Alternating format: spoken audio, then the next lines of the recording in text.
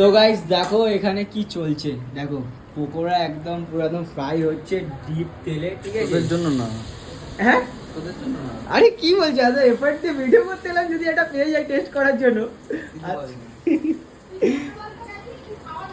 তো গাইস দেখো এখানে চলছে আমাদের শুট, ঠিক আছে? এখানে রিঅ্যাকশন হচ্ছে। আপডেট ভিডিও কেন করতে গেছে, যেহেতু পকোড়া বানাতে সোনা ওখান থেকে ঝেড়ে খাবে একটা, তাই জন্য। ওইটাই তো জন্য গেছি, মানে ভিডিও বানাতে বানাতে এটা ট্রাই করতে। Excuse না। তো দেখো এখানে রিঅ্যাকশন দিচ্ছে, দেখে একজন ফোন যাচ্ছে আর আমাদের একজন পাগল আছে, ও মেকআপ তুলতে গেছে।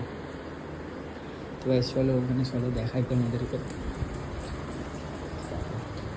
এই যে পুরো একদম ব্যাটারের মধ্যে চিকেন আর এই পকোড়া।